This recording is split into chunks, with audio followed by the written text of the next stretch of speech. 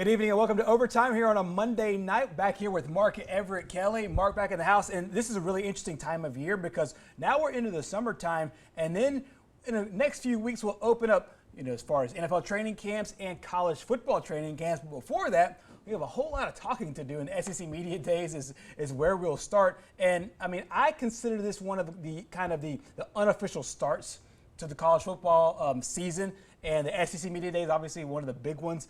This year, it's going to be a lot different media days. If you're watching it on the SEC Network or ESPN or different outlets that are covering this event, it is a lot different this year because of the COVID-19.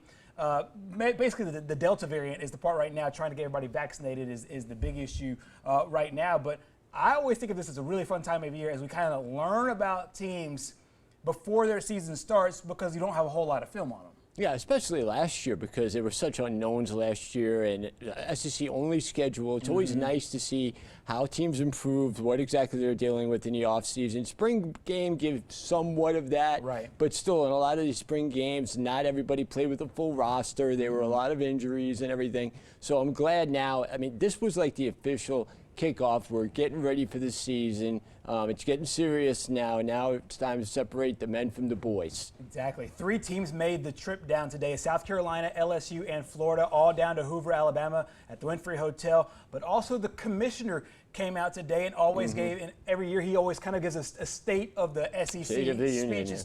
State of the Union kind of speech there. Laying the groundwork about the SEC. Here's some noteworthy takeaways from what he said in his opening comments today.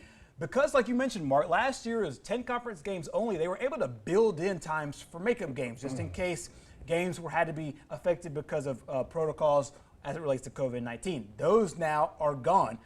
Now we have potential, it's kind of the F word that nobody's really talked about, potential forfeits if COVID-19 issues arise with teams. Now, 6 of the 14 teams, as we stand right now today, have reached that 80% vaccination threshold because of HIPAA laws and other things as far as in the SEC. We're not able to know who those 6 are, who the other ones aren't, and what numbers teams do have, but teams seem like they're getting close to that 80% threshold.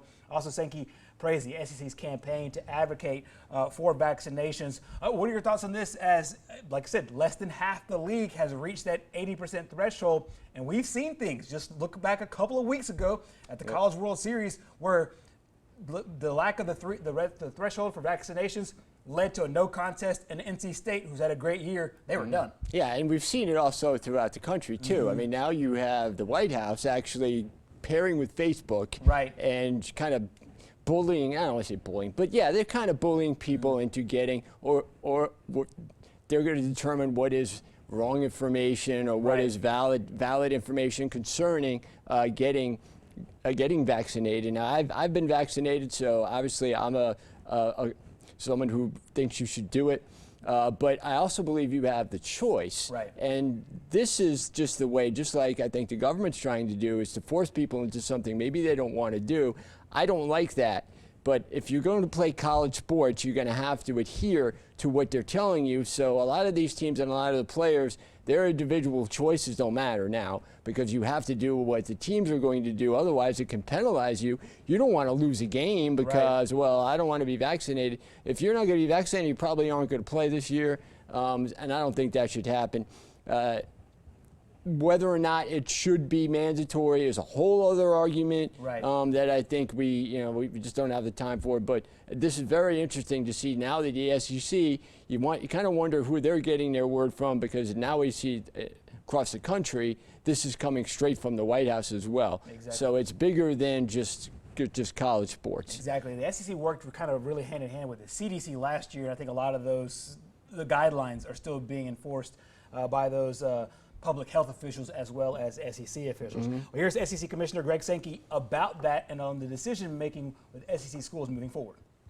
Right now, 43% of our football teams, that's 6 of 14, have reached the 80% threshold in roster vaccination. That number needs to grow and grow rapidly.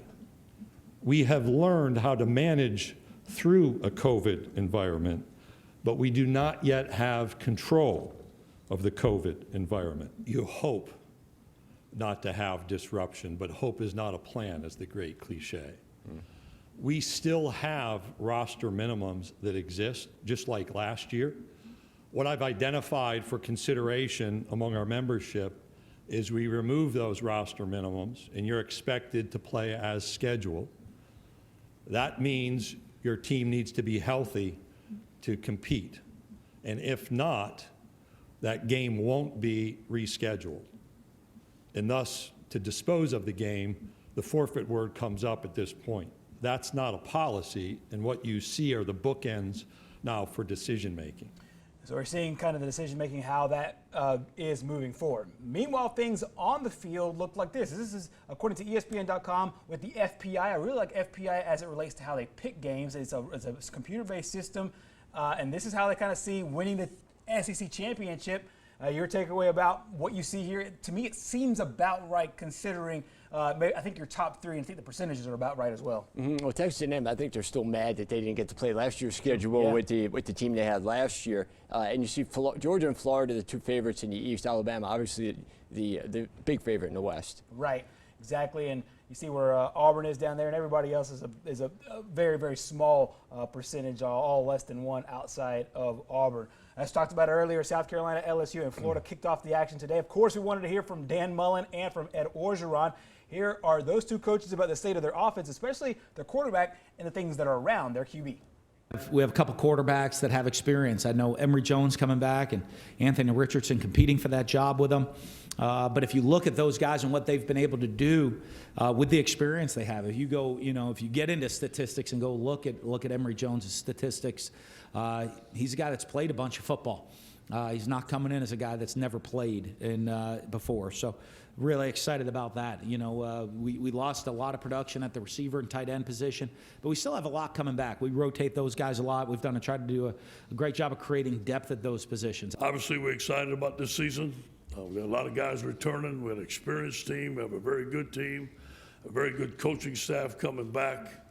And I love the mindset of this football team and the leadership of the football team. A couple of things on offense. We brought back Jake Peets and DJ Mangus to run Joe Brady's offense in 2019, one of the most prolific offenses in the history of football, and that's what we're going to. And I think those guys are going to do a tremendous job. I'm also excited about the acquisition of Brad Davis in the summer, one of the best offensive line coaches in the country, along with Kevin Falk and Mickey Joseph. Those guys are going to do a tremendous job for us. Obviously, on offense, we got to battle at quarterback. I think it's healthy for a football team. I believe in both quarterbacks. Miles Brennan and Max Johnson, I think, are two championship quarterbacks. Whoever wins is going to do a great job at LSU. It's going to be a great battle. We're going to see what happens. So there's two coaches talking about their quarterback situation as they move forward. Coming up tomorrow, it is Georgia and Kentucky in the first part of the sessions in the morning. And the afternoon session will continue with Ole Miss and Tennessee. A couple quarterbacks will be in the houses. JT Daniels for Georgia and the Rebels' Matt Corral will both be making their rounds tomorrow at SEC Media Days. Who are you most looking forward to hearing from tomorrow as it relates to their football teams? Well, Georgia, I think, is no doubt the favorite in the East. It's going to be interesting to see exactly if they can get over the hump finally. I mean, they can win their division. Can they win the SEC overall? I don't know. They haven't been able to do that.